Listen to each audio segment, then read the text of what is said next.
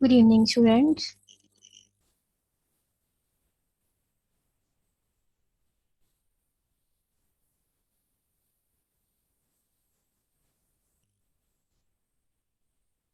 सभी कनेक्ट हो गए हैं?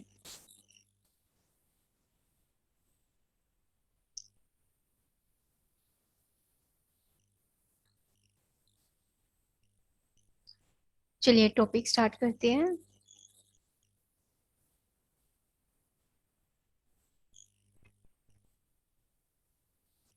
फाइनल अकाउंट स्टार्ट करने से पहले एक छोटा सा टॉपिक है हमारा, रेक्टिफिकेशन ऑफ एरर्स का। पहले हम इसके बारे में थॉरोली जानेंगे, उसके बाद फिर इसको कैसे प्रैक्टिकली एग्जीक्यूट करते हैं वो जानेंगे। सबसे पहले देखिए रेक्टिफिकेशन ऑफ एरर्स ये होता क्या है। When the trial balance tallies, it provides us only with the proof of arithmetical accuracy.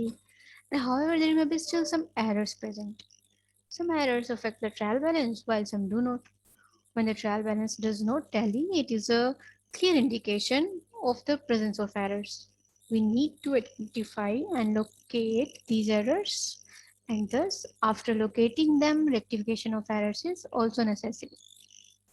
हमने क्वेश्चन किया था इससे पहले सैटरडे को, जिसमें ट्रायल बैलेंस बनाने के बाद हमने एडजस्टमेंट्स की थी। अब उसी से रिलेटेड एक क्या है कि वो थी एडजस्टमेंट जो बनाने के बाद की थी। और अगर हम ये देखें कि जो ट्रायल बैलेंस है वो तो अर्थमेटिकल एक्यूरेसी का काम करता है, लेकिन उसके अलावा उसमें गलतियां होती हैं। कुछ ऐसी गलतियां होती हैं, कुछ ऐसी मिस्टेक्स होती हैं जो ट्रायल बैलेंस के ऊपर फर्क डालती हैं और कुछ नहीं डालती।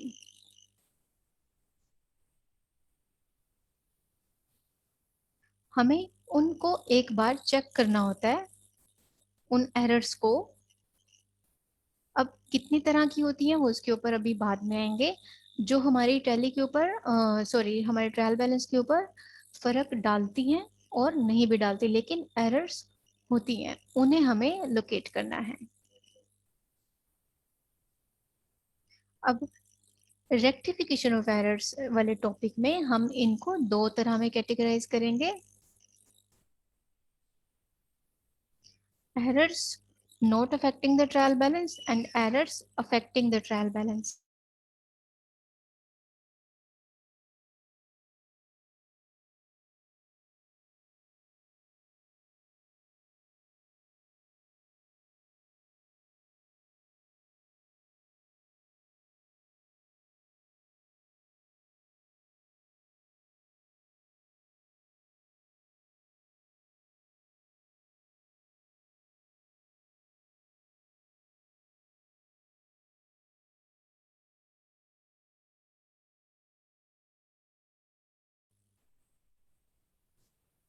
तो रेक्टिफिकेशन ऑफ एरर्स हमारे पास दो तरह की हैं, errors not affecting and errors affecting the trial balance.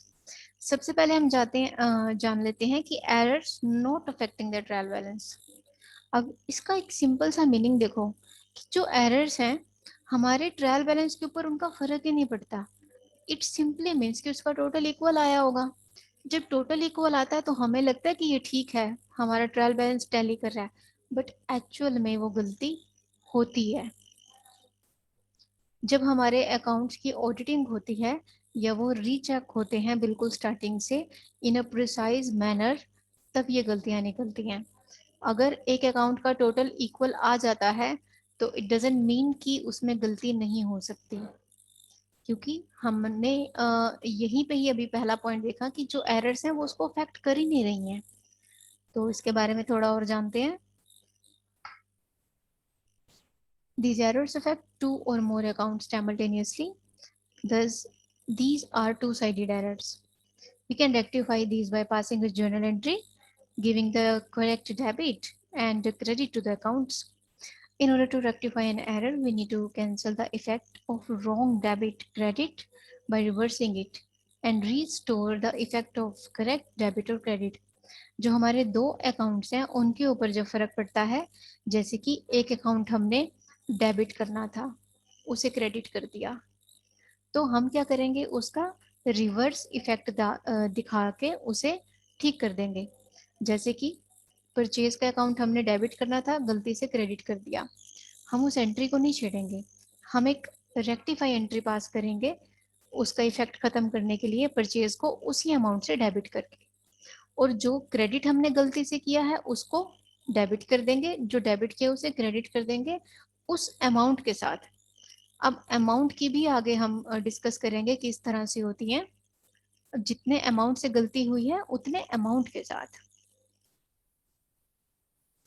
तो टू साइडेड में हमारे पास दो अकाउंट्स पे इफेक्ट पड़ता है। And when there is short debit और excess credit in an account, we need to debit the concerned account.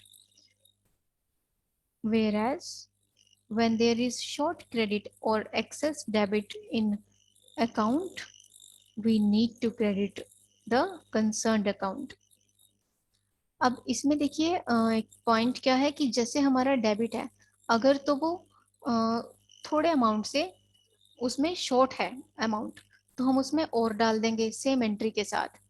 जैसे 1000 की एंट्री है, हमने गलती से 900 की कर दी, तो हम 100 की एंट्री सेम एंट्री और पास कर देंगे। लेकिन 1000 की एंट्री है और हमने 1100 की कर दी, तो जितना हमारा डिफरेंस है उससे रिवर्स एंट्री पास कर देंगे। रिवर्स, इसको एग्जांपल्स के साथ बहुत अच्छे से हमें क्लियर होगा।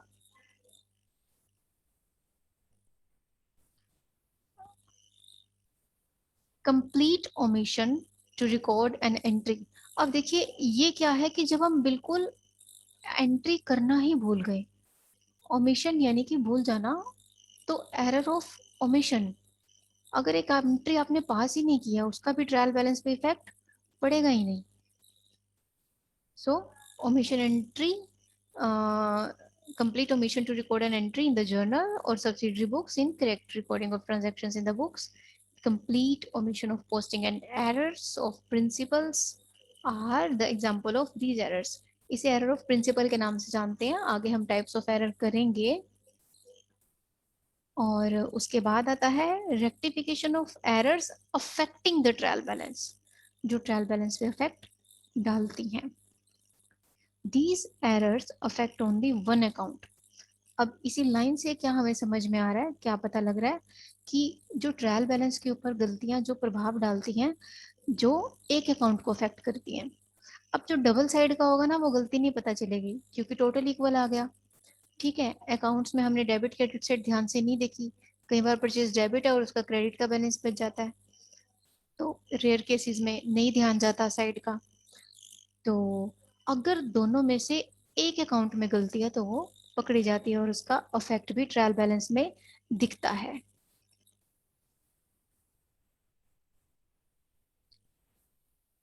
This, these are one-sided errors. We can rectify these errors by giving an explanatory note in the account or by passing journal entry with the help of suspense account. अब हमें उसको डेबिट क्रेडिट से equal तो दिखाना ही है, उसे two sided दिखाना है, तो हम वहां पे क्या यूज करते हैं, सस्पेंस अकाउंट। जैसे ही आपने सस्पेंस अकाउंट नाम मेंशन किया तो आपको वहीं से ही पता लग जाता है कि यहाँ गलती है। अभी हमें लोकेट करना है कि ये अकाउंट है कौन सा, सस्पेंस अकाउंट के नाम से ही हमें पता लग जाता है।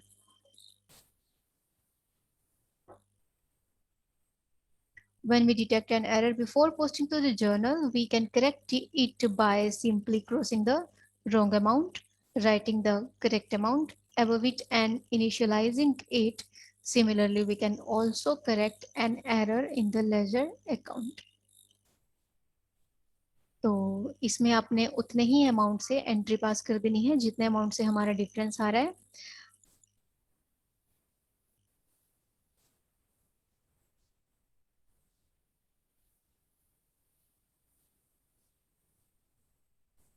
Trial balance accounting and searching of errors. तो इसमें क्या है, आप एरर्स को किस तरह से जो है वो लोकेट करते हैं, फाइंड आउट करते हैं, सर्च करते हैं।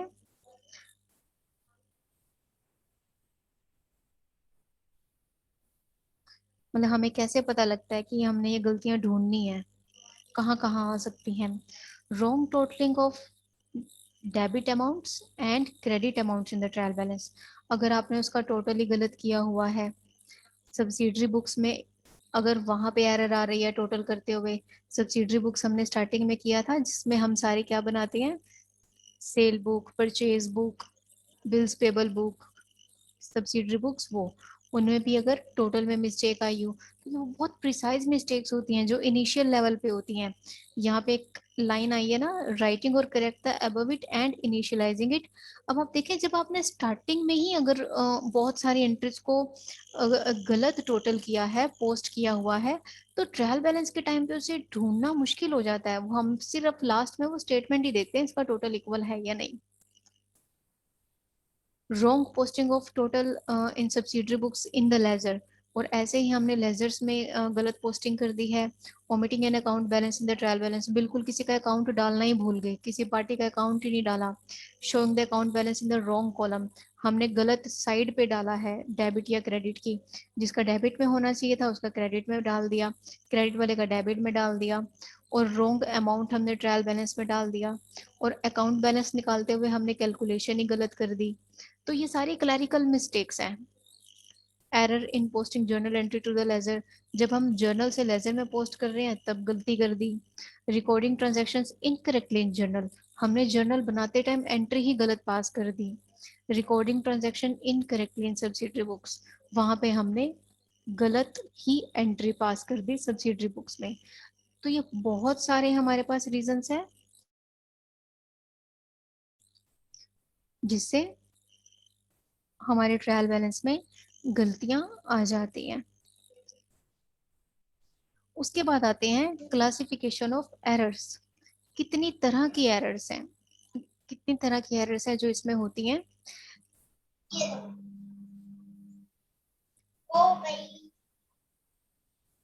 इनको फिर विद एग्जांपल्स हम लोग डिस्कस करेंगे। पहले हम देख लें इसके आगे कितना टॉपिक है। Okay,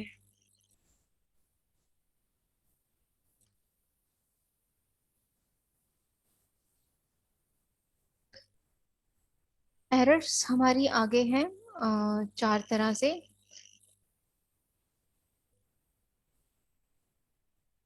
error of commission, omission, compensating and principal.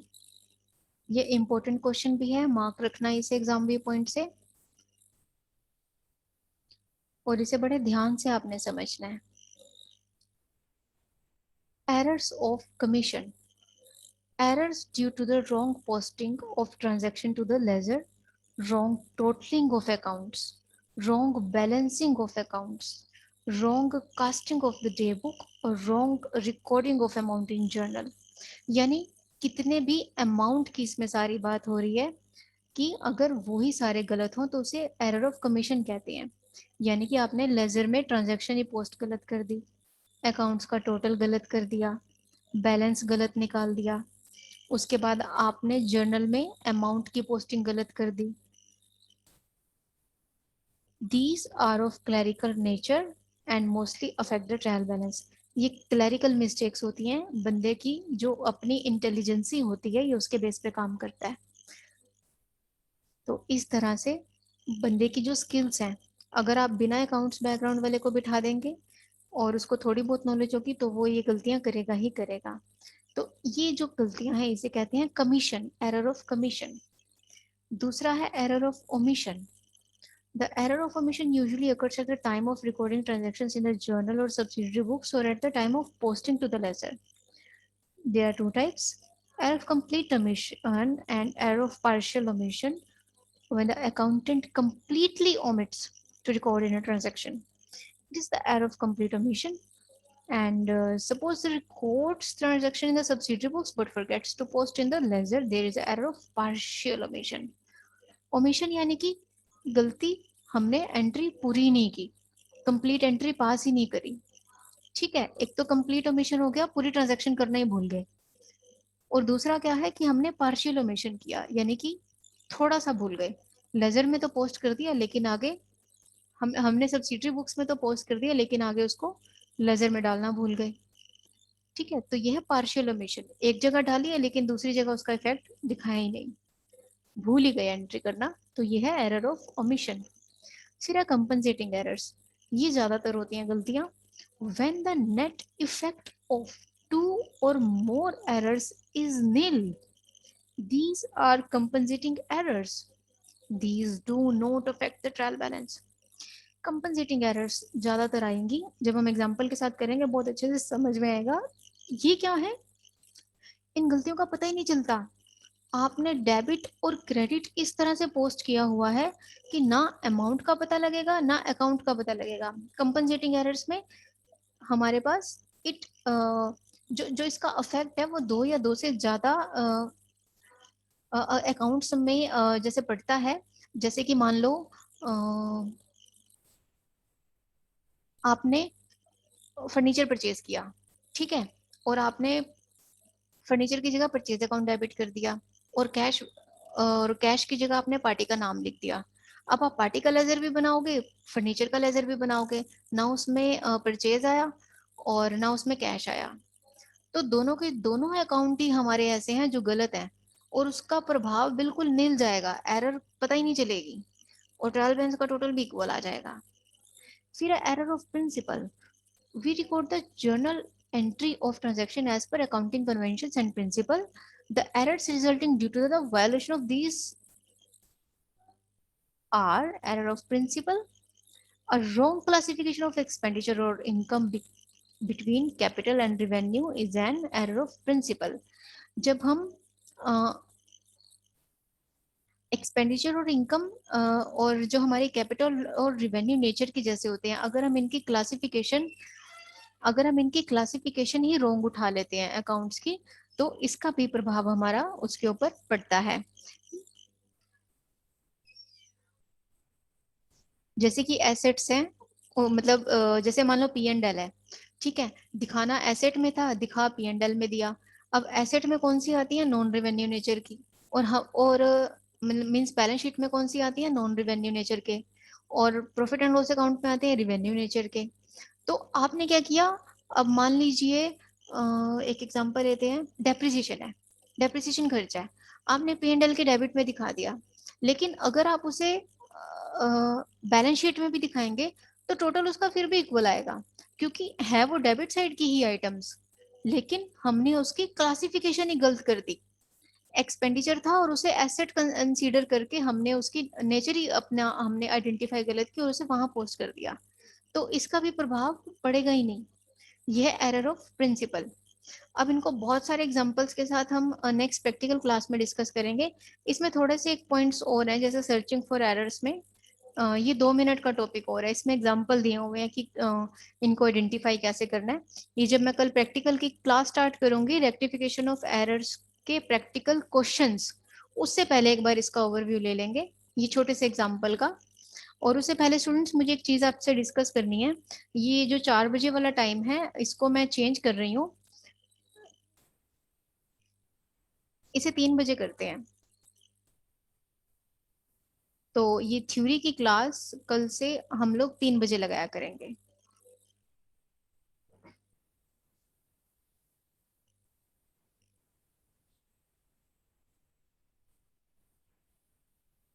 अगर किसी को कोई इशू है तो आप हमें व्हाट्सएप ग्रुप में बताना, as per majority will decide the time. Okay, कल मिलते हैं 3 बजे इसी टाइम पे, और 2 बजे आपकी एज इट इज जैसे प्रैक्टिकल की रहती है क्लास वही रहेगी। ठीक है स्टूडेंट्स, और इसका जब हम कल प्रैक्टिकल डिस्कस करेंगे उसके साथ ही मैं दोनों फाइलों का पीडीएफ जो है वो आपको मैं व्हाट्सएप ग्रुप में शेयर कर दूंगी, रेक्टिफिकेशन ऑफ एरर्स की थ्योरी और इसका प्रैक्टिकल, वो कल हम शेयर करेंगे। Thank you.